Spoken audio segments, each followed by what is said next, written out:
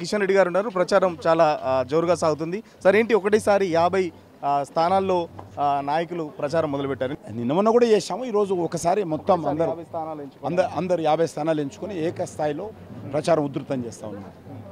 మరి ఏం చెప్తారు? ప్రజలను ఎట్లా ఆకర్షించే ప్రయత్నం చేస్తున్నారు? అధికారంలో కాంగ్రెస్ పార్టీ ఉంది. కాంగ్రెస్ పార్టీని కాదని బీజేపీకి ఎందుకు ఓటేయాలంటే ఏం చెప్తారు? కాంగ్రెస్ పార్టీ అన్ని రకాలుగా ఫెయిల్యూర్ అయింది. ఇచ్చినటువంటి ఏ ఒక్క హామీ అమలు చేయలేదు. గతంలో మరి 2 సంవత్సరాలు ఇప్పుడున్నది, అంతకుముందు 10 సంవత్సరాలు టీఆర్ఎస్ కంటే ముందు 10 సంవత్సరాలు ఉన్నది. జూబ్లీహిల్స్ అన్ని రకాలుగా నిర్లక్ష్యం కాబడింది. ఈరోజు తెలంగాణలో ఇచ్చినటువంటి 6 గ్యారెంటీలు కానీ 420 సబ్ గ్యారెంటీలు కానీ ఏ ఒక్కటి కూడా అమలు చేయలేనటువంటి పరిస్థితుల్లో ఈరోజు కాంగ్రెస్ పార్టీ పూర్తి వైఫల్యం చెందింది. ఇచ్చినటువంటి హామీలు అమలు చేయకుండా తెలంగాణ ప్రజలను మోసం చేస్తూ ఉంది. తెలంగాణ ప్రజలకు వెన్నుపోటు పొడిచింది. ముఖ్యంగా జూబ్లీహిల్స్ ఏం చేశారని ఈరోజు బీఆర్ఎస్ పార్టీ కొట్టేయాలి, ఏం చేశారని కాంగ్రెస్ పార్టీ కొట్టేయాలి.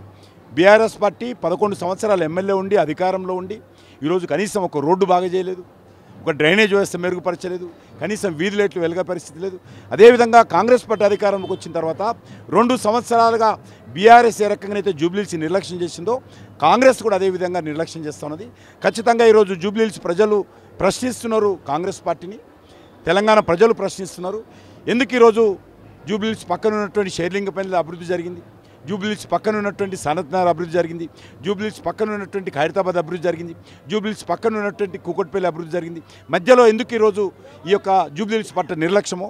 ఎక్కడ చూసినా డ్రైనేజీ, ఎక్కడ చూసినా కలుషితమైనటువంటి తాగునీరు, ఎక్కడ చూసినా గుంతలు పడ్డటువంటి రోడ్లు, ఎక్కడ చూసినా రోడ్ల మీద కంపు చెత్త శానిటేషన్ ఉండదు. ఈ రకంగా దుర్భర పరిస్థితి జూబ్లీహిల్స్ ప్రజలు ఉన్నారు. ఖచ్చితంగా ప్రజలు ఈరోజు కాంగ్రెస్ పార్టీని, అంతకుముందు టీఆర్ఎస్ పార్టీ చేసినటువంటి పాలనను ఈరోజు ప్రశ్నిస్తున్నారు. ఈ ఎలక్షన్స్ ముఖ్యమంత్రి కూడా ప్రచారంలో దిగాడు. ఎట్లా ఏం చెప్పబోతున్నారు? మీరేమో 6 గ్యారెంటీలు అమలు కాలేదంటున్నారు, మంత్రులేమో వరుసగా గ్యారెంటీలు అమలు చేశాం, మా పాలనకు సంబంధించి మమ్మల్ని చూసి ఓటేస్తారని చెప్పేసి మంత్రులు చెప్తున్న పరిస్థితి. ఈరోజు హైదరాబాద్లో డబుల్ బెడ్రూమ్ టీఆర్ఎస్ ఎన్ని కట్టారు, లేకపోతే ఇప్పుడు కాంగ్రెస్ వచ్చినాక డబుల్ బెడ్రూమ్ ఎన్ని కట్టి పేదలకు ఇచ్చారు? మహిళలకు ఇస్తానటువంటి 2500 ఎంతమందికి ఇచ్చారు? ఒక్కరికన్నా ఇచ్చారా? ఒక్క నిరుద్యోగికి 4000 ఇచ్చారా? ఇవన్నీ 6 గ్యారెంటీలే. దళితులకు 12 లక్షలు ఇస్తామన్నారు, ఒక కుటుంబానికి ఇచ్చారా? ఒక స్కూల్కి వెళ్ళేటువంటి అమ్మాయిలకు స్కూటీ ఇస్తాన్నారు, ఒక్క స్కూటీ అని ఇచ్చారా?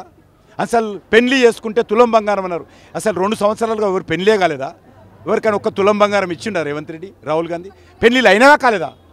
పెళ్లిళ్ళు అయితే ఎందుకు ఇవ్వలేదు తులం బంగారం? కాబట్టి ఏ విషయంలో మీరు ఎందుకు ఓటేయాలో రేవంత్ రెడ్డి చెప్పాలా. బీఆర్ఎస్ ఏమో కాంగ్రెస్ బీజేపీ కలిసి మమ్మల్ని ఓడించడానికి ట్రై చేస్తుంది అంటుంది. కాంగ్రెస్ ఏమో బీజేపీ బీఆర్ఎస్ కలిసి కాంగ్రెస్ అభ్యర్థిని ఓడించడానికి స్పష్టము. మేము ప్రజలతో కలిసి ఈ 2 పార్టీలను ఓడిస్తాం, మజ్లిస్ పార్టీని ఓడిస్తాం. మాతో ఎవరు కావాలి? మేము ప్రజలతో కలిసి బీఆర్ఎస్ పార్టీని, కాంగ్రెస్ పార్టీని ఓడిస్తాము, మజ్లిస్ పార్టీకి బుద్ధి చెప్తాము. సార్ సెంట్రల్ నుంచి ఇంకెవరైనా నాయకులు వస్తున్నారా? రాష్ట్ర నేతలు కాకుండా ఢిల్లీ స్థాయి నాయకులు ఎవరైనా ప్రచారానికి వచ్చే అవకాశం ఉంది? ఎవరిని పిలుస్తలేము. మేము ఓన్లీ డోర్ టు డోర్ మీదనే దృష్టిని కేంద్రీకరించాము.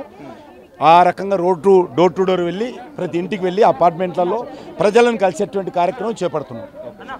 ఖచ్చితంగా జూబ్లీహిల్స్లో బీజేపీ పాగా వేస్తుందని చెప్పేసి చెప్తున్న పరిస్థితి. గత 10 సంవత్సరాల్లో బీఆర్ఎస్ కానీ ఇప్పుడున్న కాంగ్రెస్ పార్టీ ఏం అభివృద్ధి చేయలేదు. కాబట్టి ఖచ్చితంగా జూబ్లీహిల్స్ ప్రజలు ఒక మార్పు కోరుకుంటున్నారు. మార్పు పేరుతో కాంగ్రెస్ అయితే వేసిందో ప్రజలకు అర్థమైపోయింది. ఖచ్చితంగా అభివృద్ధి జరగాలంటే జూబ్లీహిల్స్లో బీజేపీ ఖచ్చితంగా గెలిచి తీరాలని చెప్పేసి కిషన్ రెడ్డి చెప్తున్న పరిస్థితి. వీడియో జర్నలిస్ట్ సతీష్తో సురేష్, తొలి వెలుగు కోసం. అసలైన తొలి వెలుగు. ఫాలో వాట్సాప్ @తొలి వెలుగు official.